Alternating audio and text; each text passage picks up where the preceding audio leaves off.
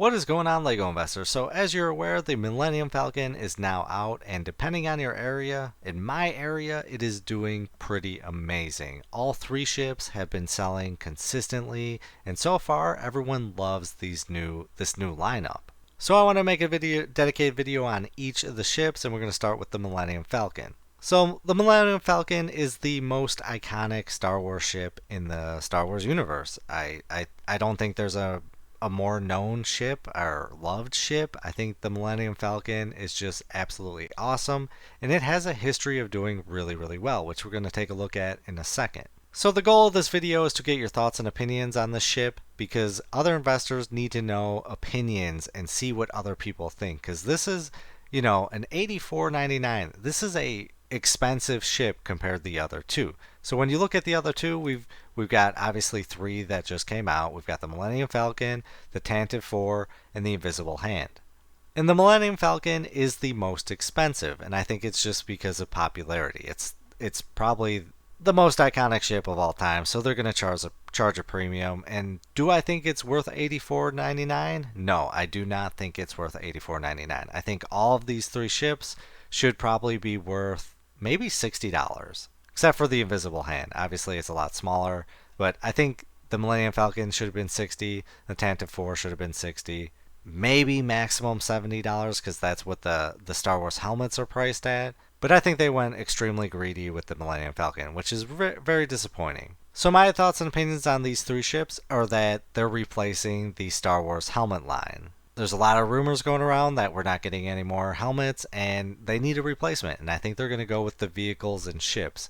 And I think that's probably a smart move. I don't think they'll do as better as the helmets, simply for the fact that the display factor is a lot harder. When you're displaying helmets, it's a lot easier.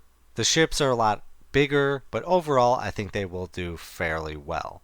And it is shocking that they're going to, if they do cancel the helmet line, simply for the fact that I think the helmet line is probably the best Star Wars investment, or I want to say they probably earn the most money from the helmet line because they just move so many helmets. So it's shocking that they would cancel it, but it's pretty awesome that we would potentially get a replacement line. Or, maybe these aren't going to replace the helmet line. Maybe they cancel the helmet line, and then these are probably the only three ships that we get.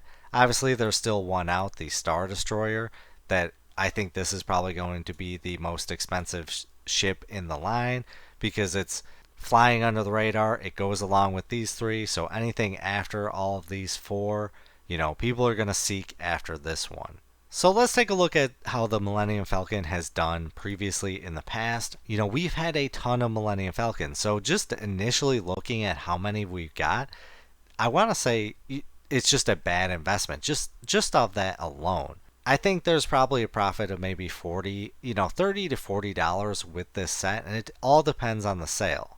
If this drops down to, maybe $50, then we could maybe up it to, $60 to $80 profit with this set. But the Millennium Falcon is just rough for me because we've just had so many, but they've done amazing. This is Star Wars, the Lego Star Wars bread and butter set. They're always going to keep making the Millennium Falcon. And just if you look at the pricing, they just have a history of really doing well. If you look at the 2009 version for $40, this is $165 now. The $139 one is $224. And it just has done really well. And it's shocking that the Microfighter has a retail of $10 and it's got a value of $24. I honestly did not expect this one to go past $20. Then we got the 2015 version. This one went up only $20, and maybe we're just starting to see the fatigue. We keep getting these sets over and over again, so it's really starting to affect it. But we've got the Kessel Run Millennium Falcon, which is awesome, and that one's retail for $170, and this one has a value of $226. But we do have a Millennium Falcon that is out right now, the 2019 version. This one's retail, and it's just like, how many are we going to keep getting? And in my opinion, I think it's going to be like every 2 to 3 years, we're going to get a Millennium Falcon. So it's really concerning with this one, because are they going to keep remaking this set over and over again? Or is it just maybe they'll make this one and then they'll make the Kessel Run version? Or yeah, it's really concerning just how many Millennium Falcons we have. And that's why I'm probably not going to go as hard on this ship compared to the other two, just because there's been so many. And the price point is kind of killing it for me. So now really quick, let's take a look at some previous anniversary sets, because these are the 25th anniversary sets. And I just want to do a quick comparison so you can kind of get a judge. So let's take a look at the Slave 1. This one retailed for $120. It's got a value of $193. These all came out in 2019. And I like these sets more just for the fact that you get minifigures with it compared to a vehicle. So the vehicle, we just don't get minifigures with it. So that's why I kind of like these ones more. But overall, the display factor of the other ones are just might carry it to a price that would be really, really awesome.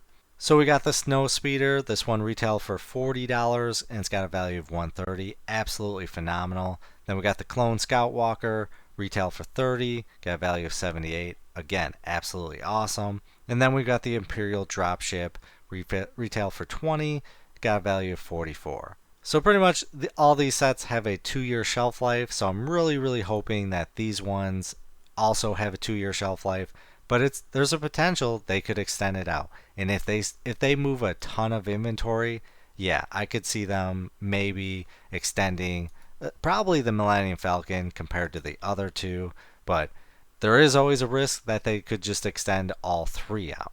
And I really, really like that these are the anniversary sets. I'm a collector at heart. You know, when something is specific like that, where you get it on the box where it says 20th anniversary or 25th anniversary, I really like that for collectability. Might not do insane profits, but these are all really decent profits. So I really think the ships are going to do far better compared to the 20th anniversary. And one thing you have to consider, so these are at a lower price point. I'd probably say the Slave 1 20th anniversary is more in the realm of ours in comparison, but we're in the like $20-$30 range, so there's a lot more inventory of these compared to the higher price sets.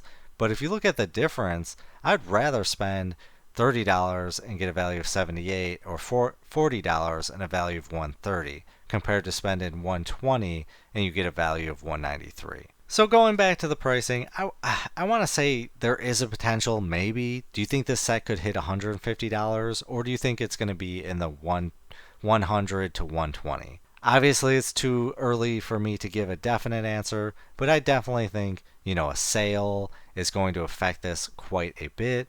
But initially, right out the gate, maybe 120 might be the max. But if, we get a lot less inventory overall, this could, do maybe in the 150 range. I'm not too entirely sure, but I definitely know there is some profit to be made with this set.